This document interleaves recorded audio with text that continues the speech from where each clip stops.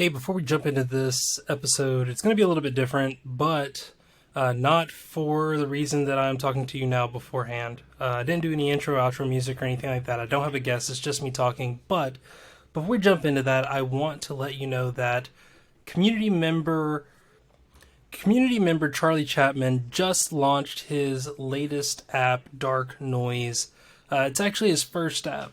We're going to be going into more detail about that next week in the next episode, but I was super excited to be able to help test this app. It's a white noise generator.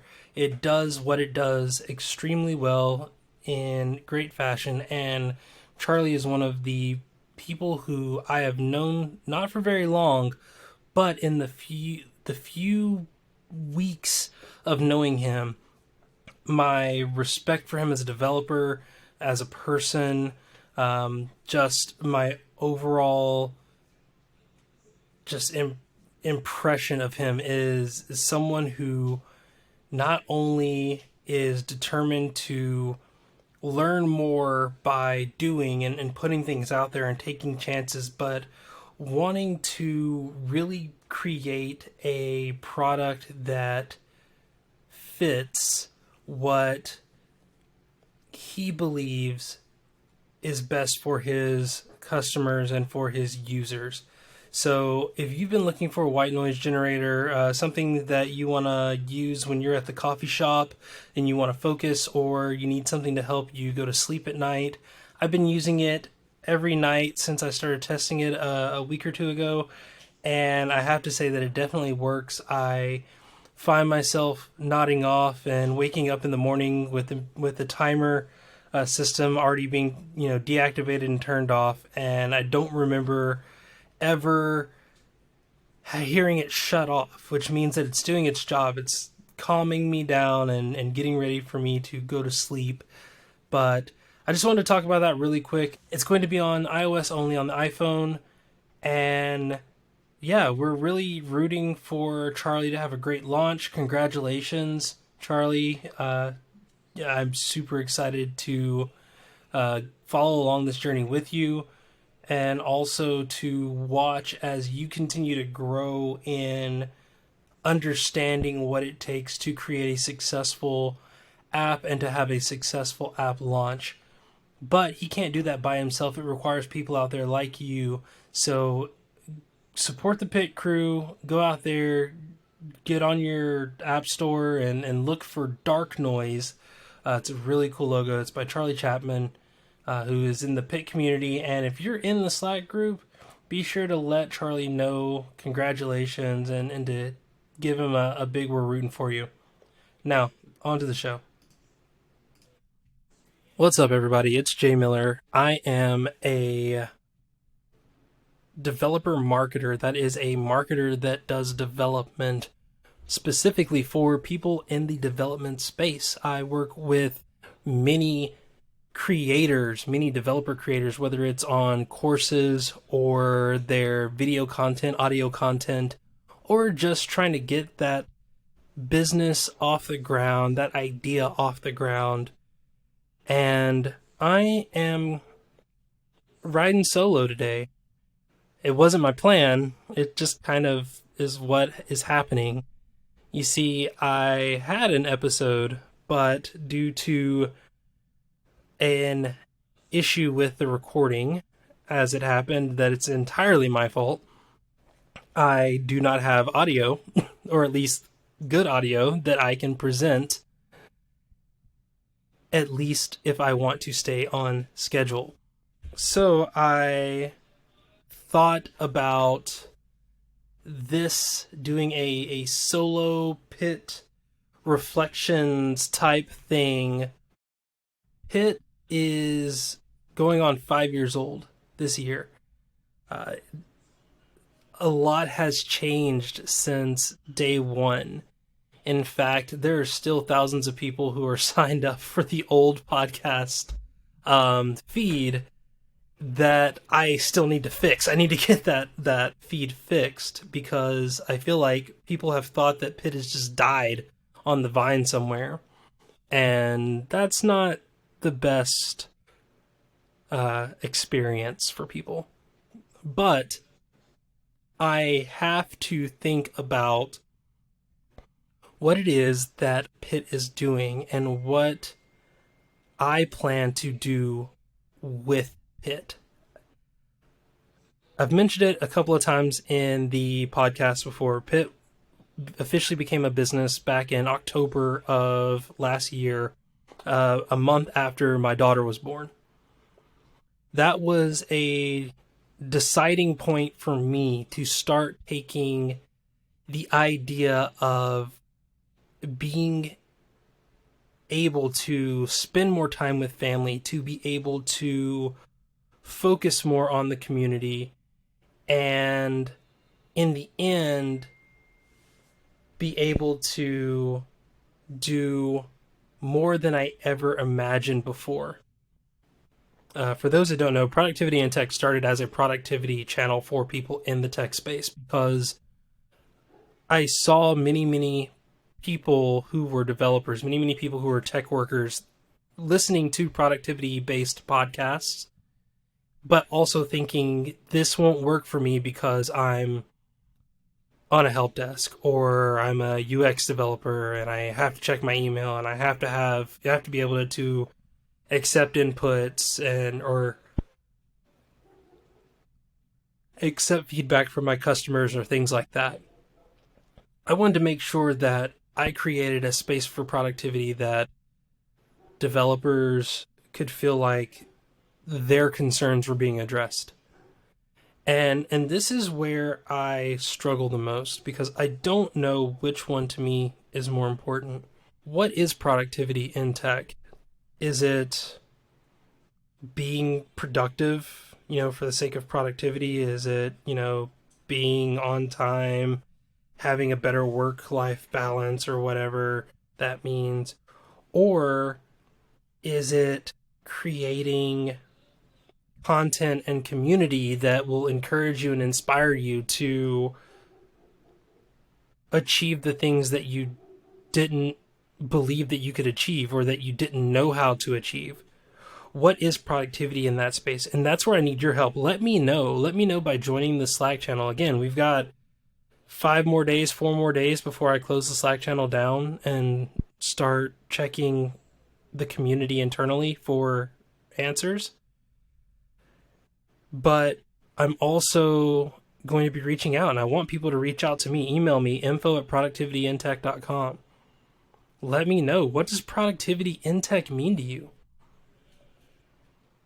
The other side of that, I've talked about it a couple of times, and this is where we make the least amount of our money in, and I hope it stays this way. The community. We do have premium memberships. They're $10 a month or $100 a year. It's very realistic that will go up in the new year. That amount may stay the same, but we may offer more things for a higher price range. And in order to do that, we want to make sure that we're offering things that are of interest to our community members. I don't want to charge people more just for the sake of charging them more. I want to charge them more to provide them with more, to give them more, to give them things that they're going to want, things that they're going to feel that they need.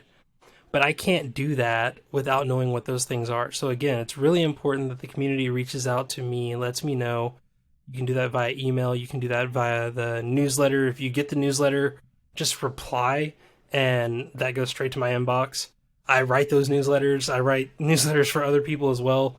But I do want to know what it is that I can do, what Pitt can do to give the community some form of value, so much value that people are willing to compensate Pitt for it.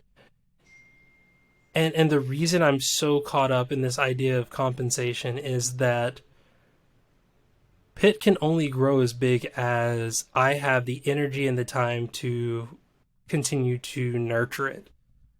It's like a plant. You have to water a plant. You have to feed a plant. You have to make sure that it's being taken care of. You have to make sure that you have the pests not coming in and slowly killing your plant. You have to do that work, and that takes time. That takes time away from me as a husband. That takes time away from me as a father. Right now, I'm not spending time with my family because I'm recording this podcast. And while I enjoy each and every member in the community and each and every second that I get when I spend it with the members of the community, it becomes really hard to justify taking time away from my family in order to provide content that may not even matter to folks on the other end. So it's important, not just for me, but for other people that you listen to, other people that you support and endorse. You let them know, like, how they're helping you. Out of all of this talk, I feel like that is the nug. That's the thing that content creators want. They want feedback. Is it good feedback? Maybe. Is it bad feedback? Maybe. But content creators want to feel like they're not wasting their time. App developers want to feel like they're not wasting their time. One of the biggest things that people who are interested in coaching services ask me about are, how can I get my community to give me feedback? And the scary thing is, I don't have an answer to that, because you can't make people tell you what's going on. You can only ask. So I'm here asking everyone listening, like, let us know how Pitt can help you. Let us know the things that you like about Pitt. Let us know about the things that you want to learn more about from Pitt, whether it's our editing services for podcasts or courses or video, whether it's how to start a podcast and what that looks like, whether it's you're interested in joining our J&J Media Co-op, where we pull resources together to make creating quality podcasts cheaper for individuals, whether it's course content or the idea of courses, whether it's some of the products that we want to make. Pitt is not about any one particular thing, and most people will tell you that that is not a good idea. One of my favorite companies out there, there's two. There's the team over at Basecamp. 37 Signals is what they were called before. Now they're just Basecamp. And they started as a design studio making a bunch of different things, and they built the tool that is known as Basecamp as a way to make their job easier. And they noticed that their clients were wanting to use the tool themselves, so then they doubled down and focused on that. Another company is Panic. Panic stays small and intentionally. They follow the company of one methodology from Paul Jarvis. And there are many, many companies out there that are doing this. Shout out to Derek Reimer and the Art of Product podcast. Shout out to all of the people that, Justin Jackson and John Buddha, who are doing Transistor, where we actually host this podcast on. But none of these things would have taken off had it not been for the feedback that their users, that their clients were able to give them. I don't know what the next step for Pitt is. I genuinely don't know. That's why I'm taking some time away from doing interviews to figure that out. I don't know what is going to work for Pitt. I don't know what's going to work for me as an individual. But what I do know is that I have poured 4 or 5 years into this community to see it become what it is today. And I can't be more proud of the people that are in there, the people that we've connected with, the people that we've had on the show, to see all of them continue to do things. And I feel like everyone has a direct focus other than us. And I want to fix that. I want to give 2020 a singular focus as to what Pitt is about, and to give it a chance to grow, like all of the people around us that we are bringing onto the show and connecting with and getting feedback from the people that are giving us feedback. You know, it's funny. I sat down and had a coaching call with Margot Aaron from That Seems Important, and she's an amazing, amazing content writer. And it was funny. I was telling her about all the editing and video editing and marketing stuff and all of this stuff that was generating X revenue and Y profit and all this stuff. And at the end of the day, she said, it sounds like you want to invest in your community, but you can't figure out how to create content for them in a way that allows you to focus on it full time. And she's right, I don't. I have no idea how to do that. When I look at what my budget is, and I'm being 100% transparent here, in order for me to quit my job and focus on Pitt full time, I would need to make about $10,000 a month. Now, people doing the math, they're like, good Lord, that's a lot of money. I understand. I'm not asking anyone to provide me with $10,000 a month. But that's the reality that I live in. I have a mortgage. I have a daughter. I have a wife. I have a car note. I have medical debt.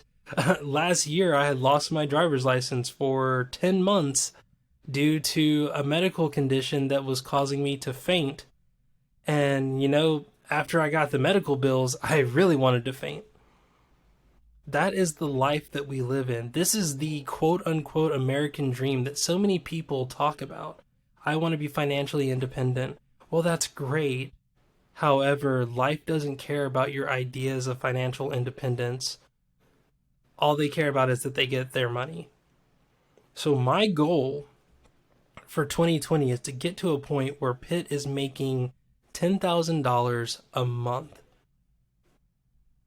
And I'm willing to put in the hours to make that revenue.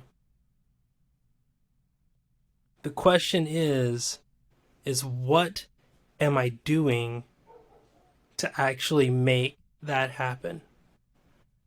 I've done the math. I can do 60 hours of audio content a week and make that revenue. I can do, 52 hours of video content a week and make that revenue.